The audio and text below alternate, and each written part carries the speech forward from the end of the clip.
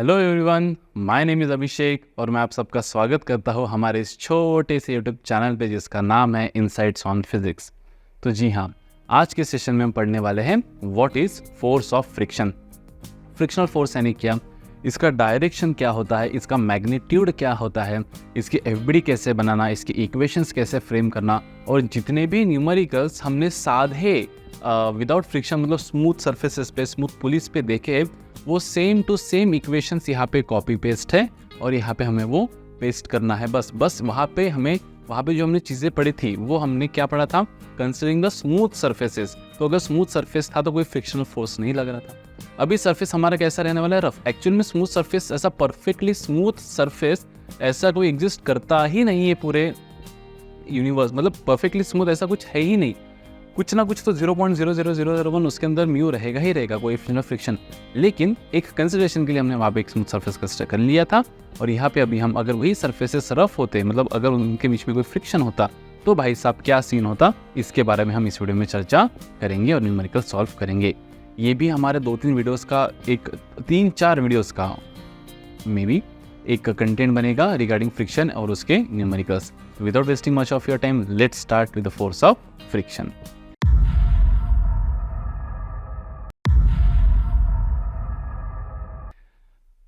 सबसे पहले force of friction यानी क्या, जैसे देखिए, मान लेते हैं कि ये कोई एक सरफेस है। क्या है, कोई एक सरफेस है। ये हो जाएगा ब्लॉक, ये हो जाएगा ब्लॉक जिसका मास m है। नीचे क्या लग रहा है, नीचे लग रहा है वेट, दैट इज mg, मतलब धरती इसको खींच रही है mg से। और ऊपर लग रहा है हमारे ऊपर normal reaction, that is n। n क्या है, हमारा नॉर्मल रिएक्शन। ठीक है, अभी सोचो, इसके पहले हमने ज़्यादातर इसके ऊपर नॉर्मल रिएक्शन और mg के ऊपर ज़्यादा प्रेशराइज नहीं किया था, ज़्यादा वेटेज नहीं दिया था। क्यों? क्योंकि हम फोर्स ऑफ फ्रिक्शन तब तक नहीं पढ़े थे। लेकिन यहाँ पे फोर्स ऑफ फ्रिक्शन पढ़ना है तो हम, जैसे मान लो आपने यहाँ पे एक एक्सटर्नल फोर्स लगा दिया ब्लॉक को मूव करवाने में, कि भाई साहब मैं इस ब्लॉक को मूव करवाना चाहता हूँ ओवर दिस रफ सरफेस। कौन सा सरफेस? Rough surface. मैं इसको क्या करवाना चाहता हूँ, मूव करवाना चाहता हूँ। ठीक है, तो ऑब्वियसली इसके ऊपर एक्सटर्नल फोर्स लगाएंगे। अब अगर ये सरफेस स्मूथ होता तो इसको कोई अपोज नहीं करता, मोशन को कोई अपोज करता है क्या? कोई नहीं। तो बेसिकली यहाँ पे पहला शब्द जो हमारा निकल के आता है तो फोर्स ऑफ फ्रिक्शन, वो क्या होता है? Opposition. Force of friction is nothing but opposition to the motion of the body, पहला। दूसरा पॉइंट ऑफ अंडरस्टैंडिंग यहाँ पे opposite to the motion of body, ये हमेशा एक्ट करेगा opposite to the direction of motion, acts opposite to the direction, opposite to the direction of motion. The force of friction always acts in a direction opposite to the direction of motion. Motion के, अगर motion इधर हो रही है तो frictional force कहाँ लगेगा? पीछे लगेगा। फ्रिक्शनल फोर्स कहाँ लगेगा? F को अपन इटैलिक F से लिखेंगे यहाँ पे। जो हमारा एक्सटर्नल फोर्स है उसको अपन लिखेंगे F से, और जो हमारा फ्रिक्शनल फोर्स है उसको अपन लिखेंगे इटैलिक F से। तो frictional force will always act in direction opposite to direction of motion. अगर मोशन आगे हो रही है तो फ्रिक्शनल फोर्स पीछे लगेगा, अगर मोशन पीछे हो रही है तो फ्रिक्शनल फोर्स आगे लगेगा। Acts opposite to the direction of motion. तीसरा, acts opposite to the direction of motion. तीसरा, it acts when there is actual physical contact, actual physical contact between the two surfaces, between the two surfaces। अभी जो frictional force, इसीलिए तो frictional force को क्या कहा जाता है? Hence, it is called contact force. Contact force। देखो, किसको लग रहा होगा यार क्या टाइम पास लिखा दे रहे हैं सर, लेकिन भाई साहब फ्रिक्शन को बहुत अच्छे से समझने के लिए सबसे पहले हमको फ्रिक्शन के गुणधर्म, प्रॉपर्टीज को समझना पड़ेगा, तब जाकर हम उसको सही से अप्लाई कर पाएंगे। तो हर चीज़ इंपॉर्टेंट है, हमें फालतू क्यों पढ़ाऊंगा मैं, है ना? तो ये भी इंपॉर्टेंट है कि आप फ्रिक्शन को अच्छे से समझे। अगर आप उसको अप्लाई करना चाहते हो तो आपको पहले उसको बहुत अच्छे से समझना पड़ेगा। तो यहाँ पे मैं लिख रहा हूँ कि it acts when there is actual physical contact between the two surface. जब दो सरफेस के बीच में क्या होता है, फिजिकल कांटेक्ट होता है। मतलब क्या कि अगर कोई फिजिकल कांटेक्ट होगा दो ऑब्जेक्ट्स के बीच में, तभी फ्रिक्शनल फोर्स यहाँ पे रोल प्ले करेगा, अन्यथा फ्रिक्शनल फोर्स रोल प्ले करेगा नहीं। मतलब ये एक ऐसा फोर्स है, एक प्रकार का कांटेक्ट फोर्स है ना। हमने स्टार्टिंग में देखा था फोर्सेस के कि there are two types of forces depending upon physical contact is required और नॉट। दैट इज कौन सा कांटेक्ट, कांटेक्ट फोर्स और नॉन कांटेक्ट फोर्स। तो कांटेक्ट फोर्स में क्या था हमारा, ये फ्रिक्शनल फोर्स था, ठीक है। तो ये कांटेक्ट जब रहेगा तभी ये कांटेक्ट फोर्स मतलब फ्रिक्शनल फोर्स आएगा। तीसरा क्या है, 1 2 3 चौथा पॉइंट फ्रिक्शन के बारे में, it is a physical contact जब रहेगा तब ये फोर्स आएगा। अब जो फ्रिक्शनल फोर्स होता है, फ्रिक्शनल फोर्स, ठीक है, ये डिपेंड करता है कि कितना ज़्यादा नॉर्मल रिएक्शन आपको यहाँ पे मिल रहा है। कि जैसे मान लो फॉर एग्जांपल मैं आपको ऐसे ही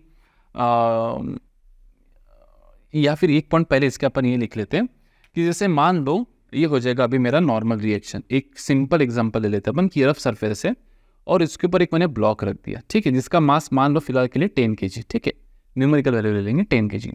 अब अगर मुझे इसे मूव करना है तो मान लो मुझे फोर्स का जो मैग्नीट्यूड लग रहा है वो लग रहा है F1, ठीक है, मूव करने में F1 इतना मैग्नीट्यूड लग रहा है। अगर वही मैं इसके ऊपर और एक फोर्स रख दूं, अगर मैं इसके ऊपर और एक फोर्स रख दूं जिसका है बेटा 5 kg, कितना है 5 kg, ये क्या है मास है। अभी इसको मूव करने में मुझे F1 लगेगा, F1 से ज़्यादा लगेगा। आप बोलेंगे सर देखो सिंपल, एक टेबल रखो, आपकी क्लासरूम में भी आप ये ट्राई कर सकते हो, एक टेबल का रखो और टेबल को खींचने की कोशिश करो। आफ्टर सम फोर्स वो table move, after some force वो टेबल मूव होने लगेगा। ऐसे नहीं कि एकदम वो फोर्स लगा दिया और टेबल मूव हो गया, नहीं, कुछ फोर्स के पश्चात जब तक वो फ्रिक्शनल फोर्स को ओवरकम नहीं कर लेता, ये अपन आगे पढ़ेंगे, जब तक वो फ्रिक्शनल फोर्स की वैल्यू को ओवरकम नहीं कर लेता ये वाला फोर्स, तब तक टेबल मूव नहीं होगा। फिर टेबल जब मूव होने लगेगा तो मान लो आपको फोर्स लगा F1 इतने फोर्स से वो टेबल मूव होने लग गया। फिर आपने टेबल के ऊपर अपने किसी दोस्त को बिठा दिया बढ़िया से, है ना, योगा कर रहा है वो टेबल के ऊपर, उसको अपने बिठा दिया। अभी आप उसको खींचना चाहते हो तो क्या पहले जितना ही फोर्स अभी आपको लगाना पड़ेगा टेबल को मूव करवाने में, या उससे ज़्यादा लगाना पड़ेगा, उससे कम? थोड़ा करके देखना। तो आंसर रहेगा सर कि पहले से ज़्यादा फोर्स अभी मुझे लगाना पड़ेगा अगर टेबल को मुझे भी मूव करवाना है, मोशन में लाना है। तो इसका अर्थ क्या हुआ, सीन क्या है देखो कि जब 10 kg था बेटा, इसको अपन अलग से वीडियो बनाने की कोशिश करते हैं कि जब 10 kg था, जब क्या था 10 kg था, तो नीचे कितना लग रहा था 100 न्यूटन्स, और जमीन से ये ब्लॉक को कितना मिल रहा था ऊपर, नॉर्मल रिएक्शन N 100 न्यूटन से मिल रहा होगा ऑब्वियसली सर। इसको N ना लिखते हुए अपन R लिख देंगे, जो नॉर्मल रिएक्शन मिल रहा था यहाँ पे, ठीक है, N ही रहने दे, तो N कितना मिल रहा था बेटा 100 न्यूटन मिल रहा था। जमीन से इस ब्लॉक को कितना मिल रहा है 100 न्यूटन। तो यहाँ पे अपन लिख देंगे कि नॉर्मल रिएक्शन जो ब्लॉक को मिल रहा है वो मिल रहा है 100 न्यूटन्स। लेकिन अगर इस सीन की बात करें तो यहाँ पे देखो, अगर आपको एफबीडी निकालते आता होगा और आपने हमारा फ्री बॉडी डायग्राम वाला जो वीडियो है वो अच्छे से देखा होगा, तो आप यहाँ पे क्या करोगे, देखो नीचे लिखोगे यहाँ पे आप 50 न्यूटन्स, इसके ऊपर ये ब्लॉक द्वारा मिल रहा है नॉर्मल रिएक्शन, इसको बोलेंगे अपन N2, और उतने नॉर्मल रिएक्शन ये इसके ऊपर लगा रहा है, कितना है N2। एक धरती द्वारा इसमें मिल रहा है N1 और एक ये नीचे लगा रहा है अपने वेट जितना, दैट इज 100 न्यूटन्स। अब ये सभी सिस्टम इक्विलिब्रियम में, ना तो ये सिस्टम ऊपर जा रही है ना नीचे जा रही है, तो मैं लिखूंगा N2 is equals to 50, N2 is equals to 50। ये N2 एक देखो नॉर्मल रिएक्शन, इनके बीच में कॉन्टेक्ट है ना बेटा, तो एक फोर्स 5 न्यूटन पे लगेगा N2 और एक फोर्स 5 kg 10 kg पे लगेगा N2 नीचे, और ये जो N1 ये तो धरती से 10 kg को मिल रहा है, बराबर है। अब देखो इस केस में N2 की वैल्यू कितनी हो जाएंगी, N2 की वैल्यू हो जाएंगी 50 न्यूटन्स, और N1 कितना हो जाएगा, देखो N1 will be 100 plus N2, तो N1 will be 100 plus N2, N2 कितना है 50, तो मैं यहाँ पे सीधा लिख देता हूँ 150 न्यूटन। अब देखो बेटा ये सीन में जब एक ही ब्लॉक था, मतलब जब सिर्फ टेबल था ऐसा मान लेते अपन, तो नॉर्मल रिएक्शन कितना मिल रहा था 100 न्यूटन, और जब हमने ब्लॉक के ऊपर ब्लॉक रख दिया, मतलब 10 के ऊपर 5 kg रख दिया, कितना हो गया वो 150 kg, तो नॉर्मल रिएक्शन कितना मिल रहा है 150 न्यूटन, कितना मिल रहा है 150 न्यूटन। तो पहले केस से दूसरे केस में नॉर्मल रिएक्शन क्या मिल रहा है, ज़्यादा।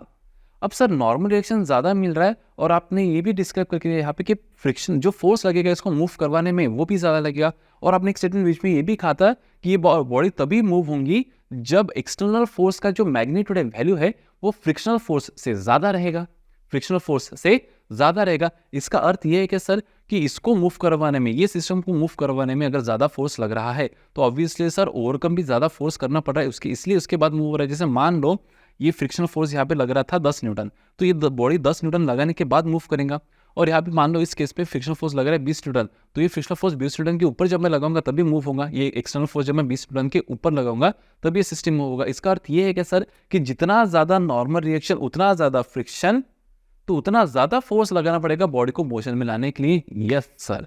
तो हम यहाँ पे ये लिख सकते हैं, अब ये पूरे इसको मिटा देते हैं, तो हम यहाँ से एक कंक्लूजन पे ये पूछ सकते हैं कि जो फ्रिक्शनल फोर्स का मैग्नीट्यूड है वो कहीं ना कहीं डिपेंड कर रहा है किसके ऊपर, नॉर्मल रिएक्शन के ऊपर। किसके ऊपर डिपेंड कर रहा है बेटा, नॉर्मल रिएक्शन के ऊपर। तो अपन यहाँ पे लिख सकते हैं कि magnitude of frictional force is directly proportional to the magnitude of normal reaction between the block and the ground. बोलो या फिर ब्लॉक एंड द ब्लॉक, जहां जहां से उसका नॉर्मल रिएक्शन मिल रहा है वहां वहां फ्रिक्शनल फोर्स रहेगा। जहां जहां नॉर्मल रिएक्शन मिलेगा ब्लॉक को वहां वहां फ्रिक्शनल फोर्स रहेगा opposite to the direction of motion, opposite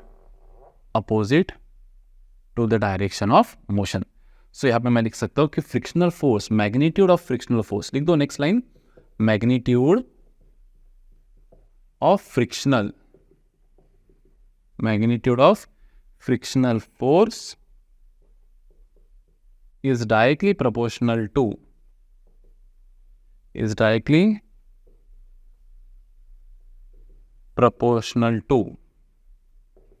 the normal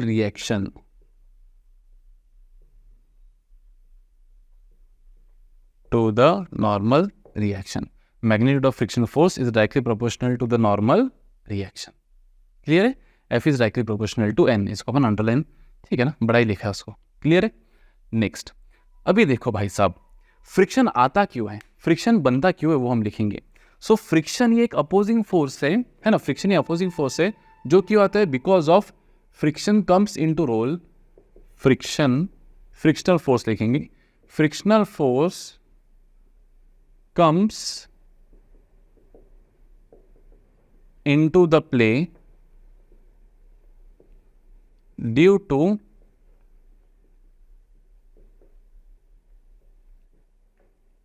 irregular surfaces, frictional force comes into play due to irregular surface. मतलब क्या सर कि जैसे मान लो इस डायग्राम को, है ना, मान लो धरती, अब अगर आप धरती को या फिर ये टेबल को, कोई भी टेबल रहो ये, आप इसको अगर बहुत जूम करके देखें तो ये टेबल ऑब्वियसली एकदम फ्लैट तो नहीं होगा, ये टेबल कुछ थोड़ा इस तरह से होगा, थोड़ा सा अगर आप एकदम उसको जूम करके देखें ना तो कुछ इस तरह से टेबल रहेगा। और ये ब्लॉक जो होगा इसका बेस, ये भी एकदम परफेक्ट नहीं होगा। कैसा? ये भी एकदम परफेक्टली स्मूथ नहीं होगा, कुछ इस तरह से होगा, कुछ इस तरह से हो सकता है। ठीक है, अब ये जो सरफेस है ऊपर वाला, ये किसका सरफेस है, हमारा ब्लॉक का सरफेस हो गया। नीचे वाला किसका सरफेस हो गया, टेबल का सरफेस हो गया। और ये दोनों में भी क्या है बेटा, इररेगुलरिटीज है, दोनों में भी क्या है, इररेगुलरिटीज है। और इररेगुलरिटीज होने की वजह से यहां पे क्या हो रहा है, देखो यहां पे हो रहा है इंटरलॉकिंग। क्या हो रहा है, इंटरलॉकिंग बिटवीन सरफेसेस। तो सरफेसेस के बीच में क्या हो रहा है, यहां पे इंटरलॉकिंग हो रहा है।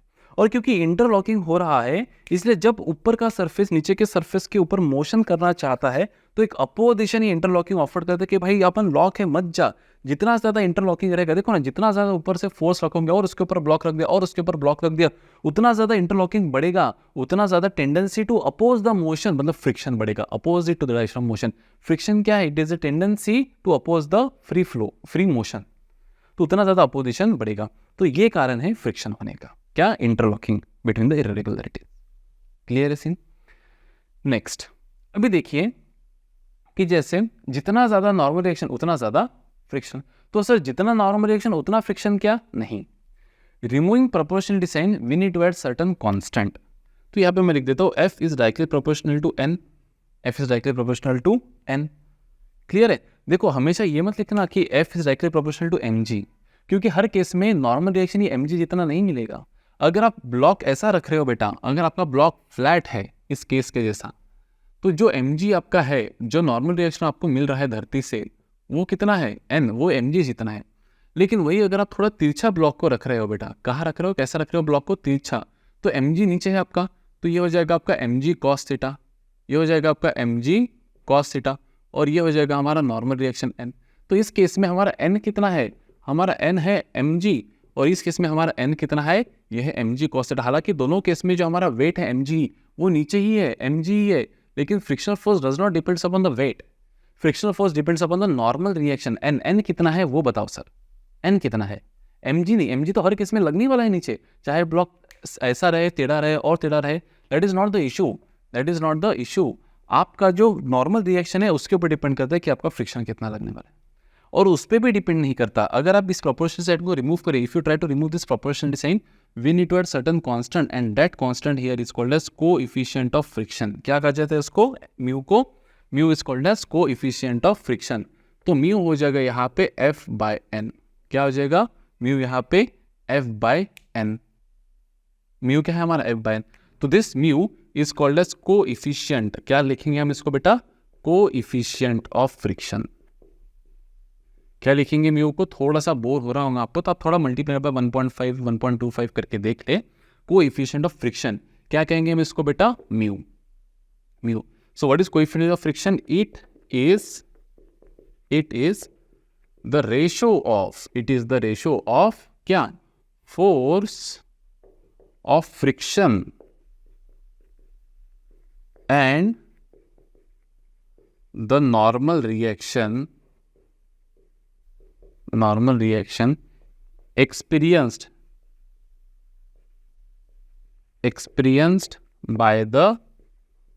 experienced by the block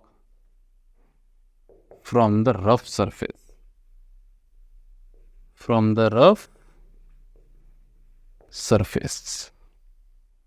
Coefficient of friction mu is क्या है? It is the ratio of force of friction and the normal reaction experienced by the block from the rough surface.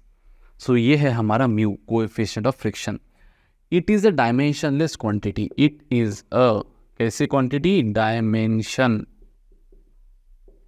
It is a dimensionless quantity. क्यों dimensionless quantity? Because it is a ratio of two similar quantities. Force of friction ये भी force है, normal reaction ये भी force है, so it is a dimensionless quantity. Case रहेंगे हमेशा dimensionless quantity, Newton by Newton, no dimensions. अब coefficient of friction जो होते हैं ये भी दो प्रकार के होते हैं। कितने प्रकार के बेटा? दो। एक होता है कोएफिशिएंट ऑफ स्टैटिक फ्रिक्शन। क्या होता है?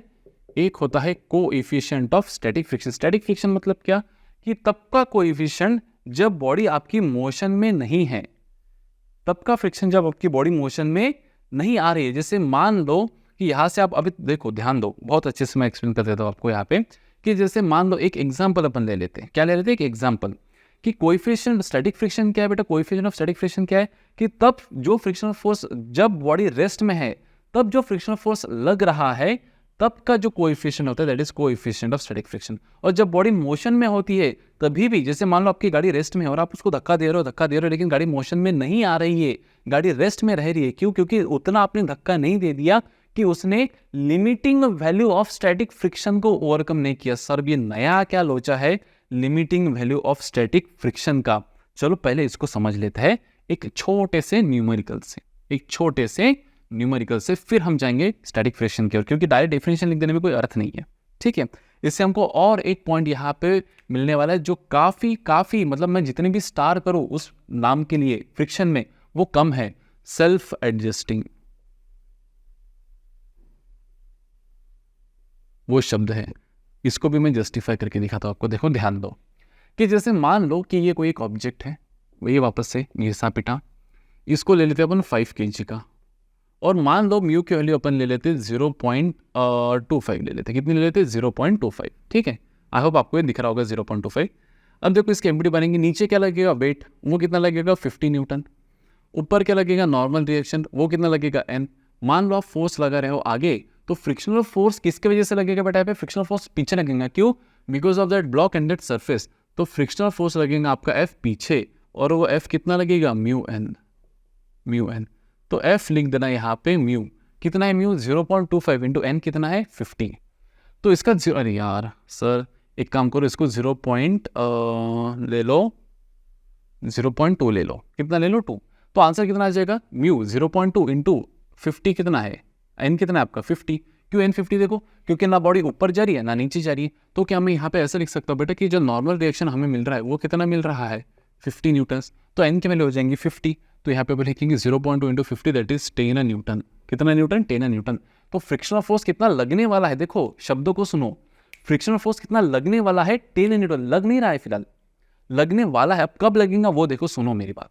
जैसे मान लो लग सकता है, तो ये जो मैक्सिमम वैल्यू ऑफ फ्रिक्शन है, जो हमने वैल्यू निकाली बेटा F is to mu N, ये मैक्सिमम वैल्यू ऑफ फ्रिक्शन है, किसकी वैल्यू बेटा, मैक्सिमम वैल्यू ऑफ फ्रिक्शन, वो कितनी लग सकता है 10 न्यूटन, कितना लग सकता है maximum value of friction 10 Newton, उसके ऊपर नहीं लग सकता फ्रिक्शन, बस मतलब ये जो बॉडी है, ये जो बॉडी है, इसको फ्रिक्शन रोक सकता है कब तक, जब तक 10 न्यूटन आप एक आगे का फोर्स नहीं लगा दो। अब सुनो, नहीं समझाऊंगा आपको तो सुनो, ये जो हमको यहाँ पे F is equal to mu N से जो वैल्यू मिलती है बेटा, ये मैक्सिमम फ्रिक्शनल फोर्स की मिलती है, ठीक है। अब देखो एक एक करके सॉल्व करेंगे हम इसको।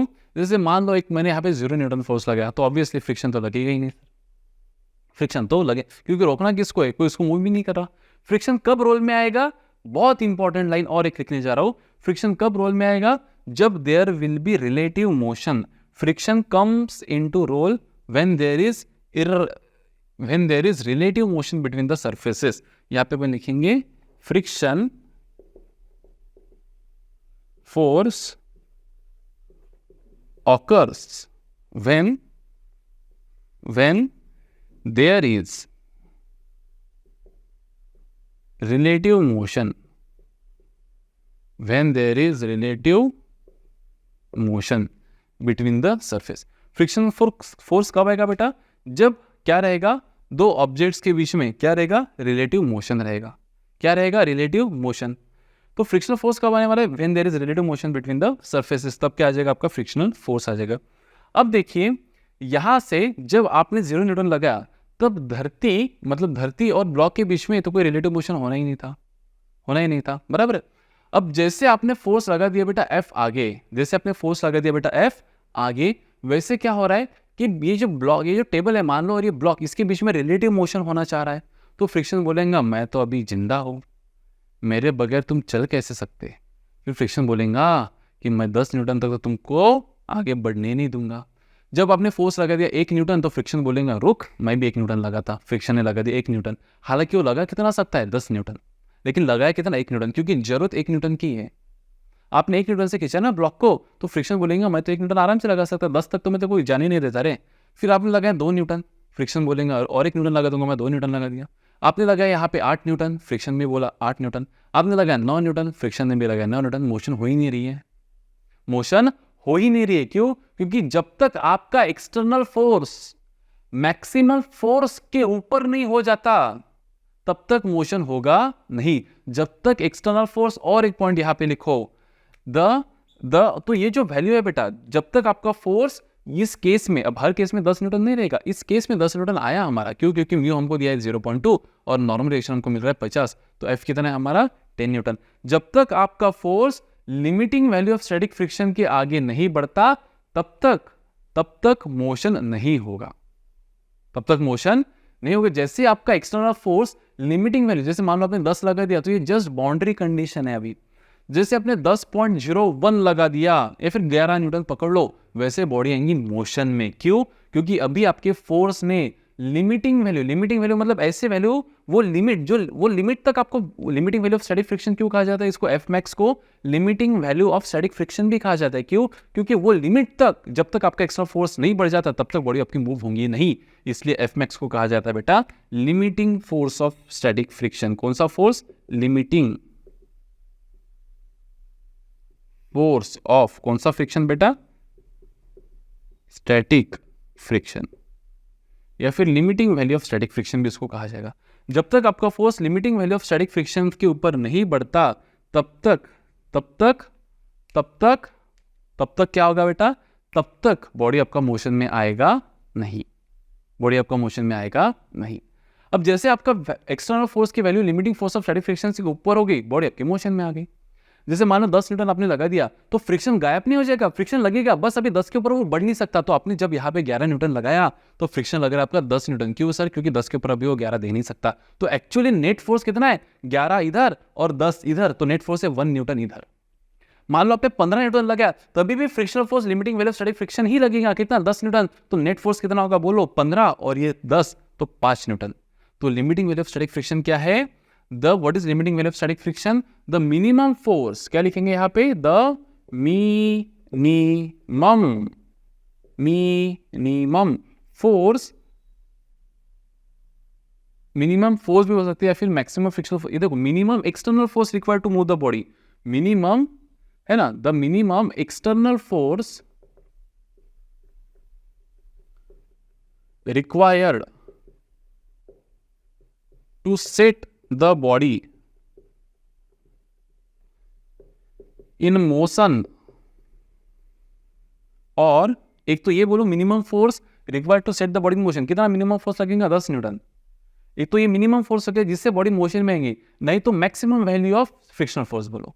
एक तो minimum value of external force बोलो, नहीं तो sorry minimum value of external force बोलो, नहीं तो maximum value of frictional force बोलो। The minimum external force required to set the body in motion, or the maximum value of frictional force, or the maximum value of frictional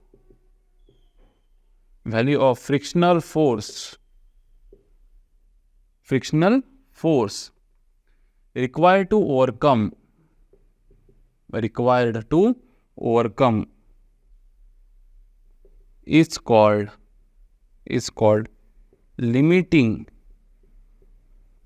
is called limiting value of static friction.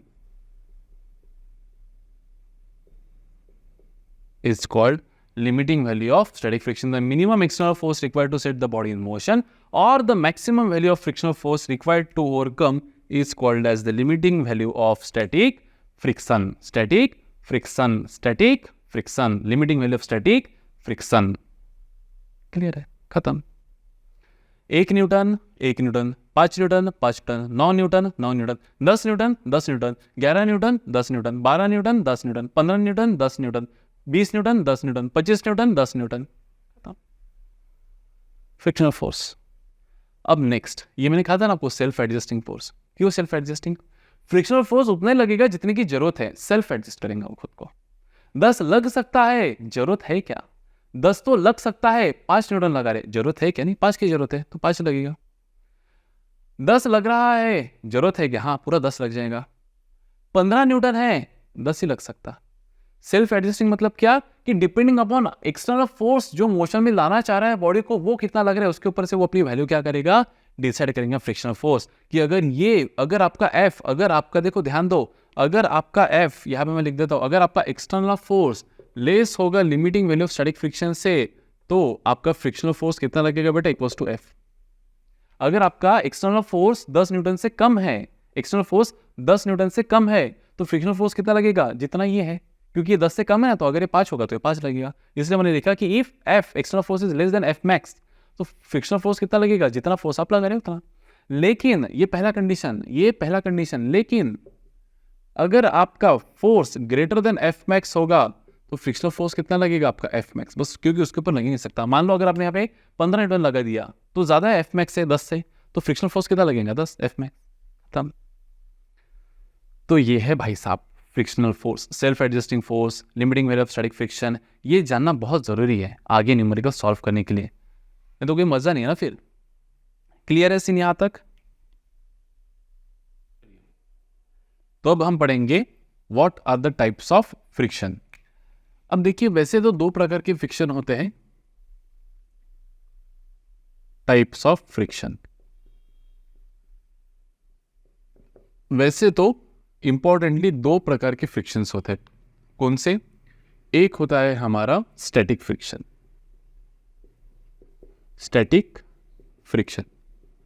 और दूसरा होता है हमारा kinetic friction.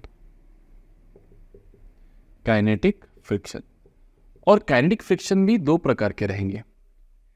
एक रहेगा आपका sliding friction, और एक रहेगा आपका रोलिंग फ्रिक्शन।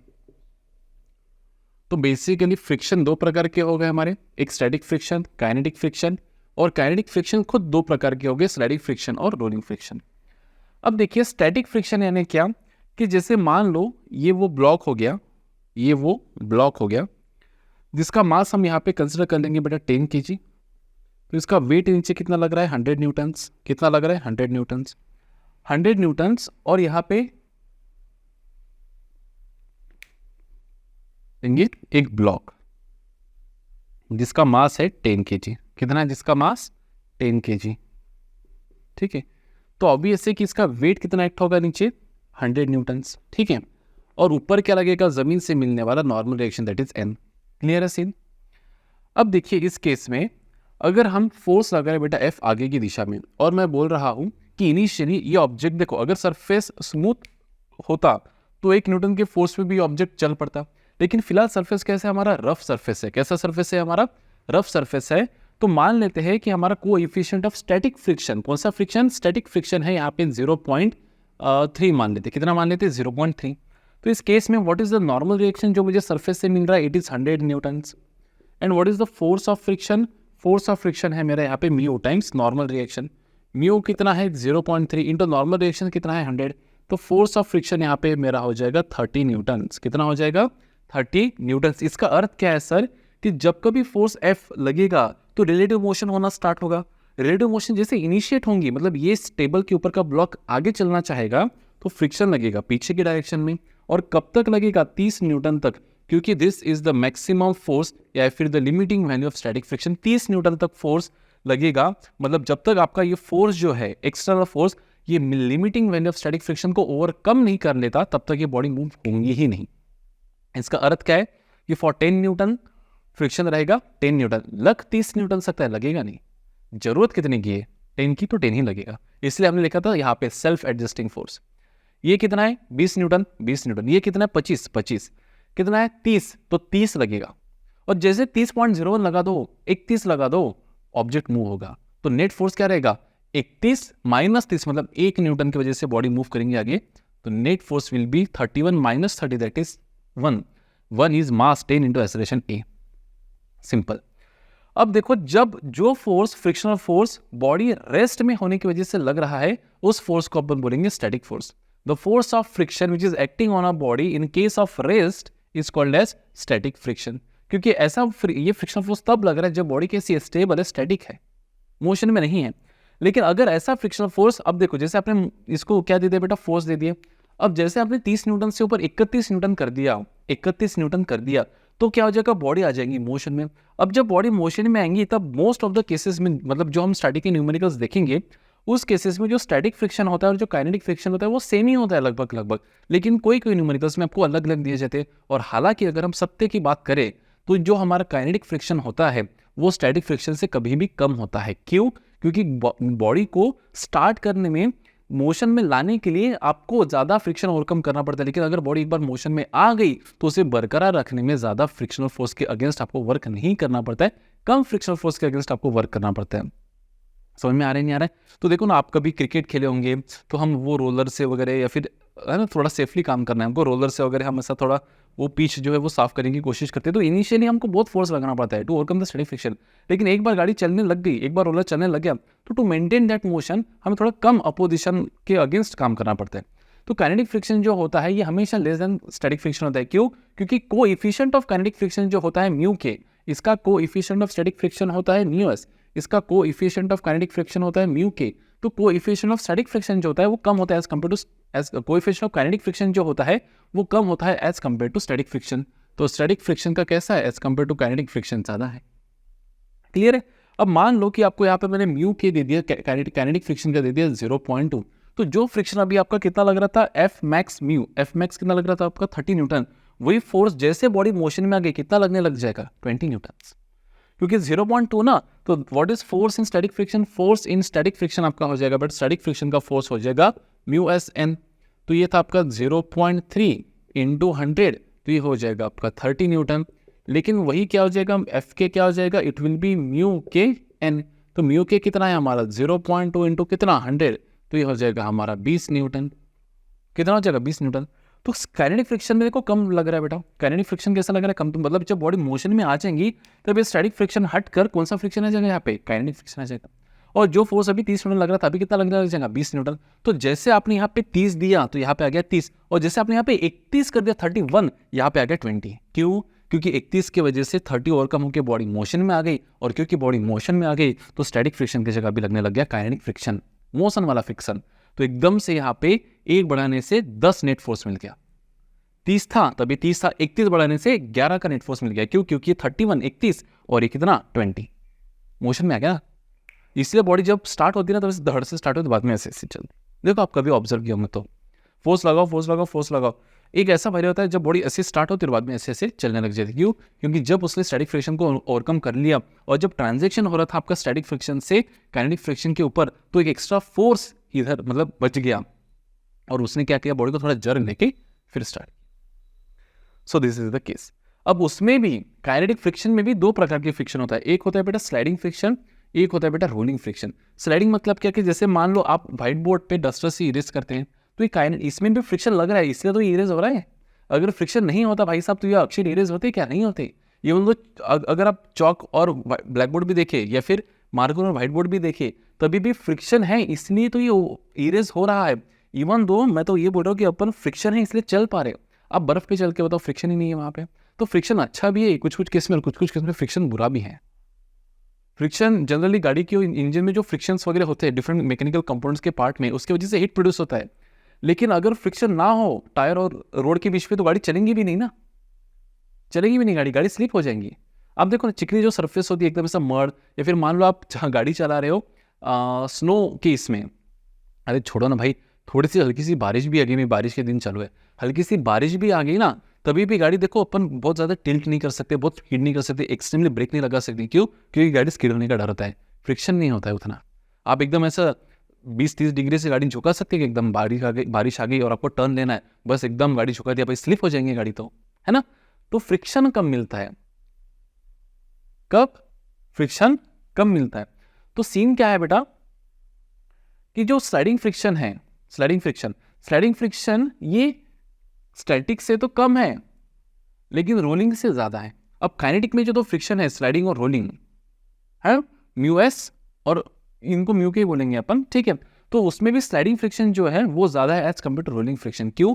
क्योंकि area of surface in contact लिख देंगे यहाँ पे, एरिया ऑफ कॉन्टेक्ट या फिर सरफेस एरिया इन कॉन्टेक्ट। देखो सोचो, आपको अगर किसी ईंट को मूव करवाना हो, ईंट को मूव करवाना हो, और मान लो किसी रोलर को मूव करवाना हो, तो क्या आसान है, ईंट को मूव करवाना है रोलर को? रोलर को। क्यों? क्योंकि स्लाइडिंग फ्रिक्शन में क्या होता है कि पूरा जो ईंट का नीचे का सरफेस है जब हम यहाँ पे इरेज कर रहे हैं, देखो जैसे मान लो आपका ये कापड़ जिससे मैं इरेज करता हूँ, ठीक है, यहाँ पे तो कोई पूरा एरिया इन कॉन्टेक्ट इसके साथ आ रहा है, तो जब मैं इसको इरेज कर रहा हूं तो मुझे ज्यादा फोर्स अप्लाई करना पड़ रहा है। क्यों? क्योंकि इतना सारे एरिया कांटेक्ट में, ये भी काइनेटिक फ्रिक्शन ही है बेटा, क्योंकि मोशन हो रहा है, और फ्रिक्शन है तभी तो इरेज हो रहा है। लेकिन अगर यही मान लो कि ऐसा रोलर के फॉर्म में होता है, ऐसा रोलर के फॉर्म में होता है, ऐसा रोलर के फॉर्म में होता, और ऐसा रोल करते करते अगर हम इसको ऐसा क्या करते हैं, पोंछते, अभी ये हो नहीं रहा है लेकिन आप समझ जाओ कि भाई ऐसा मान लो कि ये रोल करते करते अगर हम इसको ऐसा पोंछ रहे हैं तो फ्रिक्शन तो है लेकिन जो फोर्स लग रहा है अभी रोल करने के लिए, इरेज करने के लिए, वो कम लग रहा है। क्यों? क्योंकि rolling friction is less than kinetic friction. देखो दोनों भी स्लाइडिंग और रोलिंग ये काइनेटिक ही केस है, लेकिन उसमें भी स्लाइडिंग फ्रिक्शन ये हमेशा ज्यादा होता है as compare to rolling friction. सबसे कम जो काइनेटिक फ्रिक्शन होता है वो होता है रोलिंग फ्रिक्शन। अब देखो स्टैटिक फ्रिक्शन ज्यादा होता है as compare to kinetic friction. Kinetic friction में दो प्रकार, स्लाइडिंग और रोलिंग, और उसमें भी स्लाइडिंग फ्रिक्शन ज्यादा है रोलिंग फ्रिक्शन से। क्लियर है? तो ये पूरा सीन है। क्यों ज्यादा है बेटा? क्योंकि सरफेस एरिया इन कॉन्टैक्ट, यहाँ पे सरफेस एरिया ज्यादा कॉन्टैक्ट में तो इंटरलॉकिंग ज्यादा है तो अपोजिशन ज्यादा है, यहाँ पे सरफेस एरिया कम कॉन्टैक्ट में तो इंटरलॉकिंग कम है तो अपोजिशन कम है। As simple as that. So this was all about what is friction, types of friction and things related to it. Clear है? आई होप आपको थोड़ा तो भी यहाँ पे चीजें समझ में आई होंगी। तो हमने एक बेसिक वीडियो बनाया जिसमें सिर्फ हम किसकी बात कर रहे थे, फ्रिक्शन की बात कर रहे थे, और यहाँ पे मैं दो फास्ट में आपको एफबीडीज और न्यूमेरिकल्स बना के बताता हूँ। बाकी का सब जो काम है न्यूमेरिकल से बेसिक से वो हम अगले वीडियो में स्टार्ट करेंगे। फास्ट में आप देख लीजिए, जैसे मान लीजिए यहाँ पे कोई एक ब्लॉक है जो अभी अपन 10 kg का मान लेते फिलहाल, ठीक है, 10 kg का, तो वापस नीचे कितना लग रहा है सर? 100 न्यूटन्स लग रहा है। ऊपर लग रहा है इसको नॉर्मल रिएक्शन N, मान लो आगे लग रहा है फ्रिक्शनल फोर्स F, सॉरी आगे लग रहा है एक्सटर्नल फोर्स F, तो पीछे क्या लगेगा आपका? फ्रिक्शनल फोर्स लगेगा। क्लियर है? अब इस केस में what will be the value of normal reaction? Normal reaction की वैल्यू बचेंगे 100 न्यूटन। मान लो इस सरफेस के लिए मैं आपको mu S static friction, mu S mu के दोनों सेम ही ले लेंगे।